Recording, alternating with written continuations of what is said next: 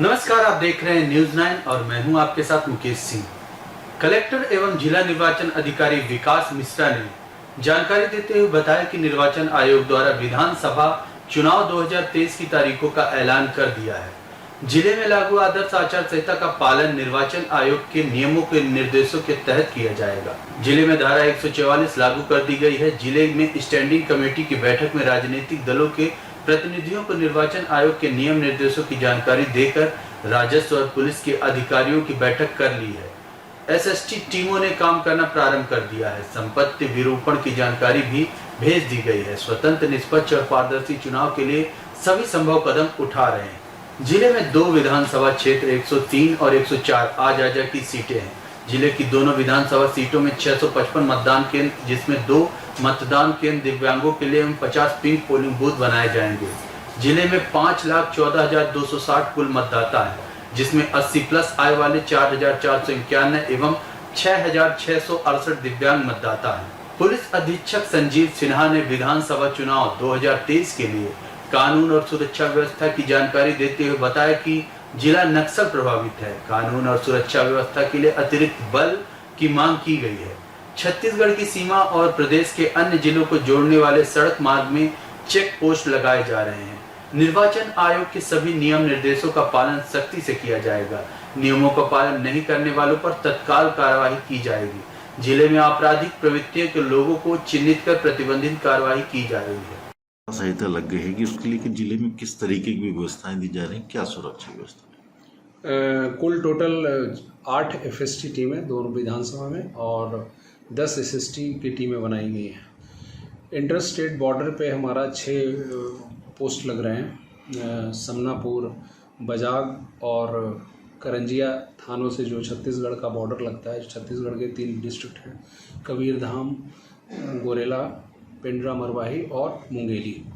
इन तीनों एसपी से हम सतत कांटेक्ट में हैं। हम लोग का ग्रुप भी है और कई मीटिंग्स भी हुई हैं प्री पोल जो अरेंजमेंट्स के लिए हम लोग के बीच।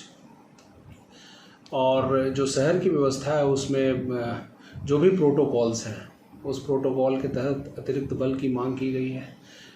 एमसीसी लागू होने के बाद जो कार्रवाइयाँ फर्स्ट 24 आवर्स में होनी चाहिए वो की गई हैं। अगले 24 घंटे में जो होनी है वो शुरू होगी अब, क्योंकि कल से लागू हुआ है एमसीसी। तो जो भी निर्देश हमको प्राप्त हुआ है इलेक्शन कमीशन के द्वारा और पुलिस मुख्यालय के द्वारा कि जो सावधानियाँ ली जानी है सिक्योरिटी रिलेटेड अदरवाइज ऑल्सो, वो हमारे द्वारा की जा रही है। सर, जिले के कुछ क्षेत्र नक्सल प्रभावित हैं, उनमें किस तरीके की व्यवस्थाएं दी जाएगी? कुछ क्षेत्र हैं जो हम लोग चिन्हित किए हैं, वो क्रिटिकल में हैं और 40 बूथ ऐसे हैं जो इस एरियाज़ में आते हैं, एलडब्ल्यू अफेक्टेड है। तो स्पष्ट गाइडलाइन में है कि वहाँ पे क्या डिप्लॉयमेंट, कैसे डिप्लॉयमेंट होगा, उसका एक अलग डिप्लॉयमेंट प्लान है। उसी के तहत करीब 27 कंपनियों की मांग की गई है जो संभवतः इलेक्शन के 10 दिन के पहले आसपास आएगी। उनके रुकने ठहरने की व्यवस्था की सभी चर्चा कर ली गई है। कलेक्टर महोदय और हमारे बीच हो गई है कि कैसे क्या करना है। सर, जिले में ऐसे आपराधिक तत्वों पर किस कार्रवाई की जाएगी? कितने लोगों को चिन्हित किया जाएगा? हम लोग चिन्हित करके कार्रवाई भी किए हैं। करीब एग्जैक्ट 7 या 8 जिला बदर, कुछ जिला बदर बनाया जा रहा है, ये पेश किया गया, उसकी कार्रवाई चल रही है। और भी कई ऐसे लोग हैं जिनके खिलाफ 110 की कार्रवाई, प्रतिबंधात्मक 151, 107/16 जो 145 की कार्रवाई की जा रही है।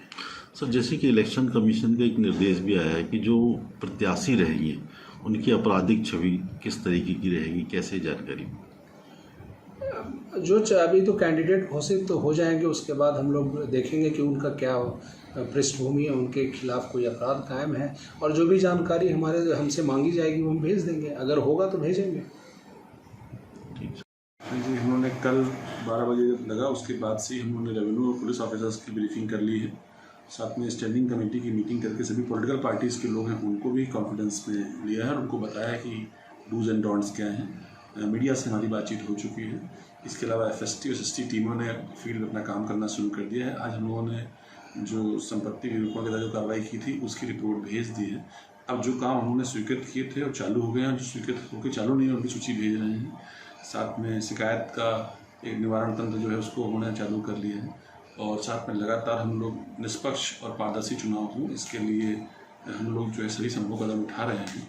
और मुख्य रूप से इसमें हम लोग ये सुनिश्चित कर रहे हैं कि जो मॉडल कोड ऑफ कंडक्ट है वो अपनी ट्रू स्पिरिट में कंप्लाई हो, और साथ में हम लोगों ने अपने सभी मेजर स्टेप्स जो आगे इलेक्शंस के हैं, चाहे ट्रेनिंग्स हैं, नॉमिनेशंस हैं, हमारी पोलिंग पार्टीज़ की तैयारियां हैं, रूट चार्ट्स, ट्रांसपोर्टेशंस, इन सब चीज़ों की तैयारी शुरू कर दी है और हम लोग स्वच्छ और पारदर्शी निर्वाचन संपन्न कर रहे हैं। सर कितनी विधानसभा हो, कितने मतदान केंद्र, कितने वोट? 2 विधानसभाएं हमारे यहाँ हैं, 103 और 104, सैदपुरा और डिंडोरी। 655 पोलिंग बूथ हैं हमारे यहाँ, और हम लोग पूरी तरह से इलेक्शन के तैयार हैं।